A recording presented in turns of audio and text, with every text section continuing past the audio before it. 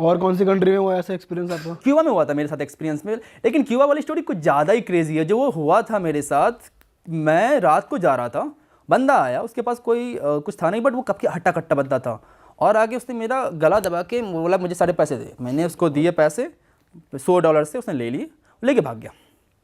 उसने मेरा फ़ोन तो लेने की कोशिश की नहीं, उसके पास पता था कि मेरे पास आईफोन है, उससे ज़्यादा एक्सपेंसिव होगा, बट उसने फ़ोन वगैरह लिया नहीं और भाग गया वो। फिर मैंने फ़ोन निकाल के रिकॉर्ड कर लिया उसको, जब भाग रहा था वो भागने लग गया, उसको रिकॉर्ड कर लिया मैंने उसको, और फिर पुलिस को मैंने कॉल किया।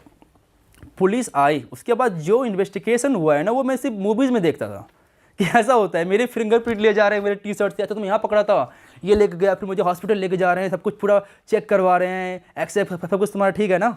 उसके बाद 24 घंटे के अंदर उस बंदे को पुलिस पकड़ लिया पुलिस ने। बाप रे, ये तो बहुत फास्ट है हाँ यार भाई। Police.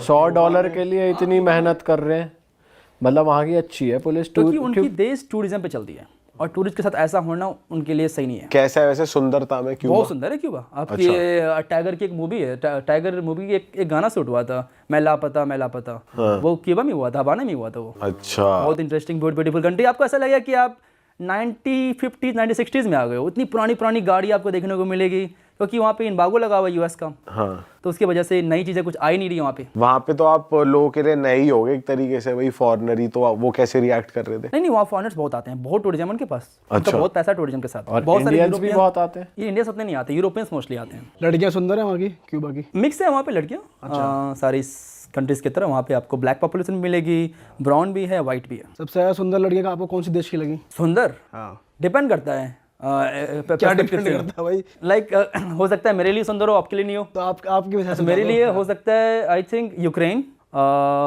Colombia. Ukraine Colombia top list. Colombia में भाई स्कैम्स भी बहुत है कि ड्रग कर देते हैं आपको, ऐसा कुछ? हाँ, ये मैंने सुना है, मेरे साथ कभी हुआ नहीं है। मैंने सुना है कि वहाँ एक डेविल्स ड्रग आता है। अच्छा। अभी एक बहुत सारे इंस्टाग्राम वायरल्स आ रहे थे कि एक्चुअली अमेरिकन को टारगेट ज़्यादा करते हैं, ठीक है वो, तो वो अमेरिकन को टारगेट करेंगे मोस्टली। वो आपको पता नहीं कौन सा ड्रग सुखा देंगे, आपको टिंडर बम्बल पे लड़कियां मिलेगी, आप उस पर स्वाइप करोगे, लड़की आपके घर पे आएगी, आपको वो ड्रग सुखा देंगे, और पता नहीं ड्रग सुनने के बाद पता नहीं आप क्या हो जाते हो कि आप कॉपरेट करते हो उस बंदे के साथ। मैंने ये स्टोरी सुनी है कि आप खुद ही बैग पैक कर रहे हो उस बंदे का, लाइक ओके ये सारा बैग लेके जाओ, एटीएम पिन बता रहे हो आप, हाँ। फोन दे रहे हो, वशीकरण हो गया एक तरीके से। एकदम वशीकरण कर लिया उन्होंने।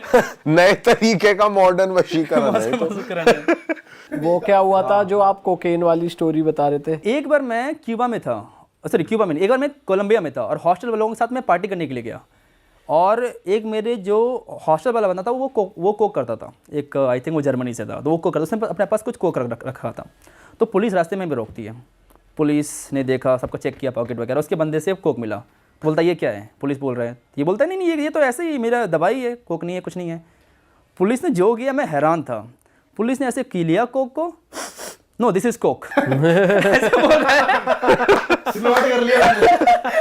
दिस इज कोक, खुद ही ये नहीं बोला बढ़िया माल है भाई, सही सही जगह से आया है, कहाँ से लिया, जल्दी नंबर दे। और वो फिर उसके बाद बंदे ने $50 दिए, बोला जाओ नॉर्मल है वहाँ पे। ओह, लोग कोक करने के लिए बहुत जाते हैं कोलंबिया, लोग कोक करने के लिए वहाँ जाते पर आपने जैसे पार्टी भी करी होगी वहाँ पे, तो कुछ क्रेजी हुआ है पार्टी करते हुए? हैं पार्टी करते हुए, कैसा कुछ खास कि मैं सब चीज़ से दूर ही रहता हूँ। मुझे पता है, मैंने सुना है कि अगर ये सब आपने कर लिया तो आप एडिक्टिव हो जाते हो, तो मैं दूर ही एकदम उससे। ऐसा भी हमने सुना है कि भाई अपनी ड्रिंक्स कभी खाली मत छोड़ो। जनरली ये सब होता है कि आप खाली वगैरह मत स्पाइक कर देते हैं। हाँ, मैं तो जो लेता हूँ वो शॉर्ट ही लेता हूँ, मैं शॉर्ट लेके पी लिया, बस खत्म वहीं पे, अपने आँख के सामने खत्म। हाँ भाई, ये बेस्ट चीज़ है, सबसे बेस्ट है। और अगर हम उन कंट्रीज़ को, जैसे ये हो गई कोलंबिया हो गई, उधर वाली कंट्रीज़ को यूरोप से कंपेयर करें तो क्या कल्चरल डिफरेंस या लोगों में डिफरेंस देखा है? लोग वहाँ पे ज़्यादा वार्म और हैप्पी दिखते हैं मुझे, कोलंबिया, पेरू, सब कंट्रीज़ में हमेशा डांस करते रहेंगे स्ट्रीट्स पे, यहाँ हर जगह डांस चलते रहेगा उनका।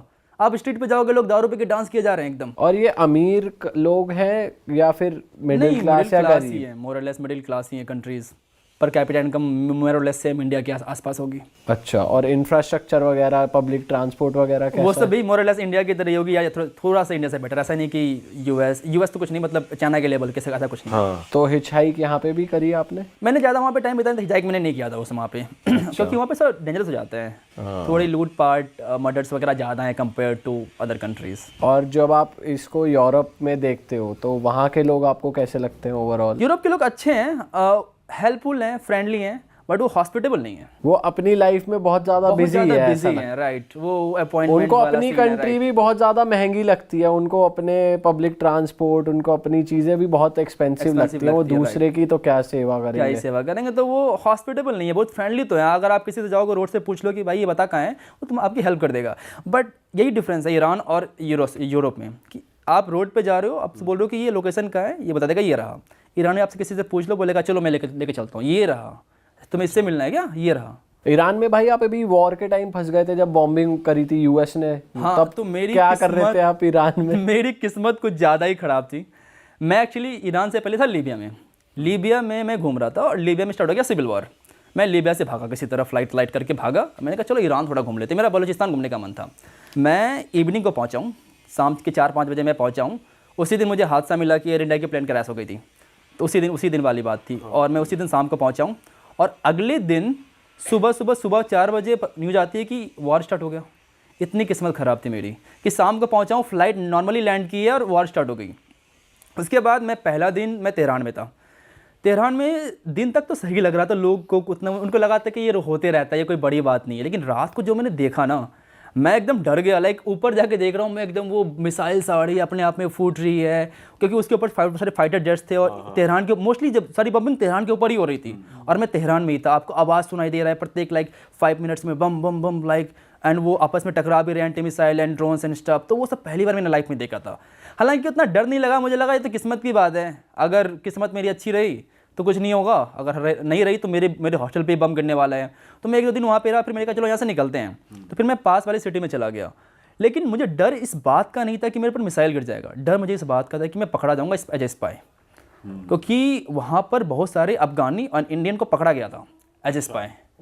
और इंडियन एक बहुत अच्छे स्पाई वहाँ पे हो सकते हैं, क्योंकि इंडिया का रिलेशन अच्छा है इजराइल के साथ भी और ईरान के साथ भी। हमें नहीं चाहिए वीज़ा ईरान जाने के लिए, और हमें बहुत इजीली वीज़ा मिल जाता है इजराइल का भी। बट भाई अगर आपके खिलाफ कोई सबूत नहीं मिलता, आपकी इन्वेस्टिगेशन भी होती है, तब तो वहाँ इस तरीके से लोगों को छोड़ रहे थे, फिर भी वो तो उनको देंगे कर रहे थे। आपको, लेकिन 1-1.5-2 महीने आप फंस गए जेल में, वही तो सबसे ज़्यादा ट्रॉमेटाइजिंग है। जब तक कि प्रूव नहीं होता कि आप नहीं हो कुछ, तब तक तो ट्रॉमेटाइजिंग है ना वो। हाँ। तो वही मैं डर गया था बहुत ज़्यादा। और वीडियोस बनाने पर, क्योंकि बहुत सारी जो वर्ड्स हैं हिंदी और फारसी में सेम है, मैं रोड पे वीडियोस बना रहा था कि क्या माहौल है नहीं माहौल है, तो लोगों ने कहा कि गिरफ्तार कि तुम गिरफ्तार हो जाओगे। तो मैं उस बात से डर गया था कि कहीं मैं यहाँ फंस ना जाऊँ, कहीं मुझे गिरफ्तार न कर लिया जाए।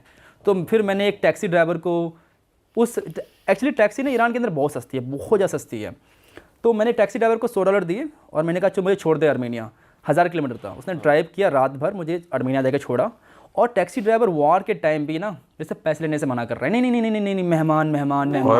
मेहमान वर्ड सेम है वहाँ पे, तो मेहमान। मैंने कहा नहीं भाई ले, नहीं मेहमान, बहुत नाटक करने के बाद उन्होंने फाइनली उससे पैसे लिए।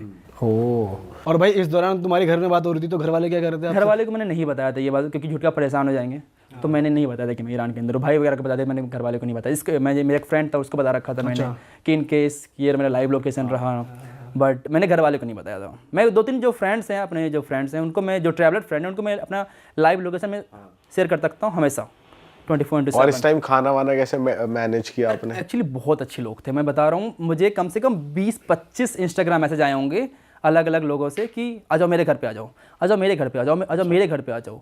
और सब लोग मुझे घर पे बुला रहे थे कि मेरे घर पे आके रह लो, कोई दिक्कत नहीं है। इस टाइप पे लोग। भाई हमने ऐसा सुना है कि जो ईरानियन गर्ल्स हैं वो परेशान है अपने देश में, और वो निकलने के लिए शादी करती हैं बाहर की कंट्रीज़ के लोगों से। आप क्योंकि वहाँ रह चुके हो, आपने ये चीज़ नोटिस करी है कि विमेन को दबाया जाता है या बहुत प्रॉब्लम होती है उन्हें? बेसिकली बात ये है कि ईरान के अंदर सैलरी बहुत कम है बहुत ज़्यादा सैलरी कम है। आप मेहनत करोगे, कि महीने आपकी सैलरी $25, $30, $50 तक आपकी सैलरी है। $50 कितने होते हैं? 4000 रुपये महीने का। और तो वो 4000 रुपये में कुछ भी कर लें, बाहर नहीं निकल पाएंगे। कंट्री बहुत ज़्यादा सस्ती है, लिटरली। मैं पेट्रोल कितने $2 लीटर है, 2 रुपये लीटर वहाँ पेट्रोल होगा, और गाड़ियाँ सस्ती मिल जाती है। आपको टैक्सी, आपको 10 रुपये की टैक्सी मिलेगी, कहाँ मिलती है इंडिया में? 10 रुपये की टैक्सी आपको जाना है, 10 रुपये में आप चले जाओगे 5-5 किलोमीटर, 10 किलोमीटर। मेट्रो 2 रुपये की है, तो सस्ती इंडिया से, बहुत सस्ती है इंडिया से वो, तो इसलिए सैलरी भी कम है। लेकिन अब वो बाहर नहीं जा पाते इंडिया से, तो इंडियन जब जाते हैं, उनकी सबसे बड़ी प्रॉब्लम पासपोर्ट उनका बहुत ज़्यादा वीक है। हम कंप्लेन करते रहते हैं कि इंडियन पासपोर्ट वीक है, कंपेयर टू उनका पासपोर्ट देखो इतना वीक है, कहीं जा ही नहीं सकते बेचारे। सही बात, कहीं नहीं जा सकते बेचारे। करेक्ट। तो इसलिए वो ये चीज़ वो ट्राई करते हैं कि एक बार मुझे ईरान से बाहर निकलना है। और ईरानी लड़कियों को दबाया तो जाता ही है, आप कुछ भी कर लो। वहाँ पे हिजाब प्रोटेस्ट हुआ था, अब फाइनली जाके 3-4 साल के बाद अब हिजाब लड़कियाँ नहीं पहन रही है। अच्छा एक्चुअली ईरान एक इस्लामिक कंट्री कभी था नहीं, उसे ज़बरदस्ती बनाया गया। 1979 इस्लामिक रिवॉल्यूशन आया, उसके बाद ईरान इस्लामिक कंट्री बनी। उससे पहले तो वो काफ़ी ओपन कंट्री थी। हाँ उसकी वीडियोस आती है ना भाई। Right, Afghanistan for example, Afghanistan is the party place like Bangkok. 1970s में अच्छा काबुल सुना है कि बैंकॉक की तरह पार्टी प्लेस था ये। काबुल, तेहरान, लोग पार्टी करते थे, एकदम शॉर्ट ड्रेस पहनते थे। अब आप जबरदस्ती थोप रहे हो। पर अफगानिस्तान में भी आपने देखा है कि फीमेल्स रोड पे नहीं दिखती आपको? अब नहीं दिखती है। जब मैं पहली बार गया था अफगानिस्तान, उस समय गवर्नमेंट रूल था, आपको लड़कियां हर जगह दिखती थी। और लड़कियां बहुत अच्छी हिंदी बोलते हैं कंपेयर टू लड़कियां वहाँ पे, क्योंकि लड़कियां ज़्यादा बॉलीवुड देखती है, तो शाहरुख खान के वो कुछ ज़्यादा ही फ़ैन है वो लोग। तो वो कुछ ज़्यादा अच्छी हिंदी वो लड़कियां बोलते हैं। लड़कियों से मेरी अच्छी खासी बातचीत हुई थी पहली ट्रिप पे। दूसरी ट्रिप लड़कियां देखी ही नहीं मुझे कहीं। लिटरली लाइक 2-3 लड़कियों से मेरी बात हुई पूरे ट्रिप पे। 1 महीने की ट्रिप थी, 2-3 लड़कियों से मेरा सिर्फ इंट्रैक्शन हुआ है। एक बार मैं याद है, मैं वहाँ पे था, बंदर आमिर लेक पे था, और लड़के ऐसे जाने कि मैं इंडिया से हूँ, तो हम लोग वो कायाकिंग कर रहे थे। लड़के ने मुझे टोका कि कहाँ से हो, इंडिया से हो, इंडिया में क्या करते हो, यहाँ पे क्यों आए हो, नहीं आए हो। बहुत सारे नॉर्मल हमारी बातचीत होने लग गई कि शाहरुख खान से कितना प्यार है, हम इंडिया को बहुत पसंद करते हैं वगैरह वगैरह। अचानक से तालिबान वाला आया, बंदिया ने ऐसे मुझे ट्रीट किया कि मुझे जानती ही नहीं है, कभी बात ही नहीं हुई है। मैं कुछ बोला, उसका कोई रिप्लाई नहीं आया। फिर मैंने बोला कि सुनाई नहीं पड़ा क्या, फिर वापस से बोलता हूँ तो कोई रिप्लाई नहीं आया। तो उसमें समझ गया कि तालिबान है, तो मुझे रिप्लाई तक नहीं देगी वो। बट आपके साथ मिसबिहेव कर रहा तालिबान के लोगों ने? नहीं, तालिबान के लोगों में कभी मिसबिहेव नहीं किया। मैं एग्जांपल देता हूँ, मैं तीसरी बार गया था जब अफगानिस्तान, एक मेरी अमेरिकन फ्रेंड के साथ गया था। तो एक लड़का था, प्रोबेबली 22-23 साल का होगा। तो मेरी फ्रेंड जो थी सेल्वी, उससे बात कर रहा था कि कैसा है अब US, जस्ट इंटरेस्टिंग, लाइक कि जैसे ही हम फॉरेनर से बात कर लेते हैं कि अच्छा कहाँ से हो आप, वही बस कर रहा था वो। तालिबान आया, बंदे को बंदूक के पीछे पूरा मारा। तो कैसे बात करे लड़के से, तो कैसे बात कर सकता है लड़की से। और मुझे को वार्न किया तालिबान ने, बोला कि इसको बोलो किसी बंदे से बात नहीं करे, सिर्फ तुमसे बात कर सकती है बस। और लेट सपोज कि हम लोग कहीं जा रहे हैं ना, उसको तालिबान हॉस्पिटल तो थे, तो तालिबान बोलते थे कि अच्छा इसको तुम्हारे दोस्तों कुछ खाना है, डायरेक्टली उससे नहीं पूछ रहे, मेरे से पूछ रहे हैं, तुम उसको बोलो, फिर मुझे वो रिप्लाई करेगी, फिर वो मैं उसको बोलूँगा। वो भी परेशान नहीं परेशान कि डायरेक्टली पूछ ले यार, साथ में है। हाँ। मुझे गोल घुमा रहे हो बार बार। तो लड़कियों को लेकर थोड़ा हैं, बहुत ज़्यादा हैं।